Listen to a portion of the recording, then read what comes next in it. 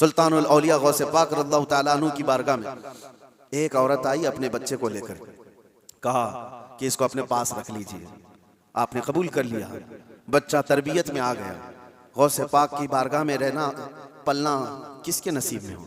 چند مہینوں کے بعد وہ خاتون آئی، اپنے بیٹے کو دیکھا، بہت دبلا پتلا، بالکل کانٹی ہو گیا، ہڈیاں نکل گئی. ماں تو ماں ہے، دیکھتی ہے بچہ کیسا ہو گیا، سوکھ گیا، کاٹا ہو گیا. تو اس نے دیکھا کہ غوث پاک کہاں ہیں. جا کر کے دیکھتی ہے اندر تو غوث پاک کے دسترخوان پر اچھی اچھی غذائیں تھی، کچھ مرغ گوشت وغیرہ رکھے ہوئے تھے، اور یہ بوڑھی عورت کا بیٹا سوکھی روٹی پانی میں بھگو کر کھا رہا ہے، کونے میں بیٹھا ہوا. اب ایک ماں کو لگے ہی بات، خود اتنا اچھا کھانا کھا رہا ہے، میرے بیٹے کو پرورش میں رکھیں، کیسا کھانا کھلا رہے اس کو. اس عورت نے کہا یہ کیسی تربیت ہے سیدنا عبد القادر، یہ کیا ہے، میرا بچہ تو ایسا ہے. آپ نے جواب کچھ نہیں دیا. تھوڑی دیر کے بعد کھانا ختم ہونے کے بعد ان ہڈیوں کو ایسے جمع کیا اور کہا قم باذن اللہ، اللہ کے حکم سے اٹھ جاؤ. ایک مرغی پھڑ پھڑاتی ہوئی کھڑی ہو گئی. ہاں آپ نے کہا کہ جب تیرا بچہ اس قابل ہو جائے تو وہ بھی روز مرغی کھائے. اس کی تربیت چل رہی ہے، اس کی تربیت چل رہی ہے. جب بندہ اپنے نفس کو مار لیتا ہے تو اللہ ساری طاقتیں اس کو عطا کرتا ہے.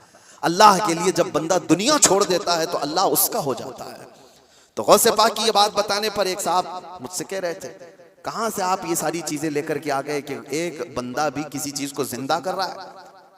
انہوں نے یہ نہیں دیکھا کہ غوث پاک نے کیا کہا، اللہ کے حکم سے اٹھ جا. گفت ہے وہ گفت ہے خدا بوت. فارسی میں کہا جاتا ہے اللہ کا ولی اس مقام پر پہنچ جاتا ہے کہ جب وہ بولتا ہے تو زبان اس کی ہوتی ہے کلمہ اللہ کا ہوتا ہے، کلمہ اللہ کا ہوتا ہے. غوث پاک کی اس کرامت پر اعتراض کرنے والے، تمہیں پتہ نہیں مردوں کو زندہ کرنا، اگر یہ صرف اور صرف آپ یہ کہتے ہیں کہ اس کی وجہ سے شرک ہو جائے گا، شرک کا عقیدہ، اللہ کا کام یہ زندہ کرنا اللہ کا ہی کام ہے. لیکن اللہ اگر کسی کو یہ طاقت دے دے تو کیا ابراہیم علیہ السلام کا واقعہ قرآن میں نہیں ہے؟ 4 پرندے لے لو، ان کو ذبح کرو، ان کا قیمہ کرو، مکس کرو، 4 پہاڑوں پر رکھ کر کے آؤ. 3 پارے میں ہے. اور ابراہیم علیہ السلام نے 4 پرندوں کو ذبح کیا، ان کا قیمہ کیا اور الگ الگ پہاڑوں پر رکھ کر آئے.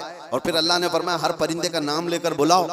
ثم ادعوهن یاتینک سعیا. قرآن میں پرندوں کو جب سے ابراہیم علیہ السلام نے پکارا وہ اڑتے ہوئے آئے اپنی اپنی منڈیوں کے ساتھ، اور ادھر جو گوشت تھا وہ پورا جسم بن گیا اور سب کے سب اپنے اپنے منڈیوں سے جڑ گئے اور زندہ پرندہ ہو کر اڑ گئے.